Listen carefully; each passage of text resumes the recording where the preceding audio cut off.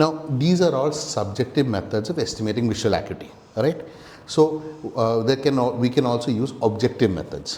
One is the optokinetic nystagmus, second is the visual evoked response, and the principle by which they act is that the involuntary response of the eye to follow a moving object. Now this on the right side is an optokinetic drum. Okay, this drum is kept horizontally or vertically and it's rotated. Generally what happens is the eye will follow with the black line as it moves downwards, and then as it disappears the eye will automatically snap back up to follow the next black line coming down the drum. Okay, so the patient will have a nystagmus of up, down, from up to down, up again, up and down, up again. So this movement will help us assess whether the patient has vision or not, and it is involuntary. Okay, so we just need to observe the patient. The patient does not need to give a verbal response to assess his visual acuity. Now we can use progressively finer and finer lines to assess how good his visual acuity is. Okay. This is preferred in patients who have disabilities that does not allow him to communicate, who have undergone severe accidents, in children, and also in people in comas. Visual evoked response is ideally done in patients with comas. Here, this consists of electrodes, a CPU, or a computer which assesses all the information collected by the electrodes, and a checkerboard pattern which is projected into the patient's eye. Each eye is tested separately.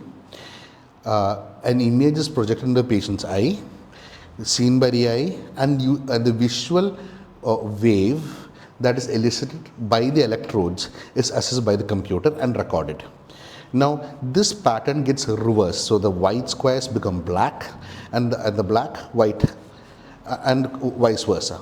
So this change causes a change in the electric potential going through the brain.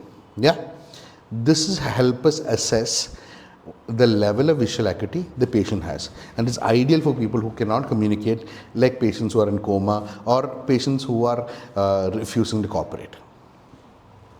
Now visual acuity has also multiple components. Another part of vision is visual fields. Now this visual field is most crudely tested by confrontation tests, that is shown here. Okay, this has to be done especially in case of suspected head injury or if there is a significant visual acuity. Okay, each eye is tested separately and the confrontation test is done. Now in confrontation test, basically you sit in front of the patient like it's shown here.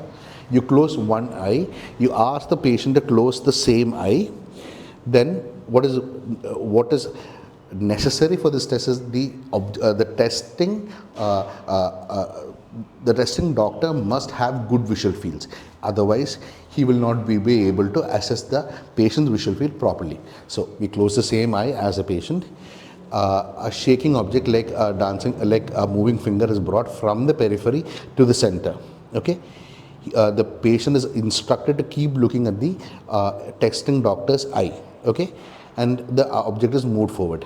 When the patient says he can see the object moving, the doctor observes that is the extent of his visual field. Now, if it is the same as the doctor's, that it is considered normal. On the other hand, the patient sees it lot later after the doctor has perceived it. It means that the visual field is decreased in that side. Okay, so this is similarly done in all sides. So you need to do it here, from superior and inferior. Okay, and this is basically a recording of that. Okay, CF means by confrontational test the visual field was normal. The area where no observations have been written means it's completely black.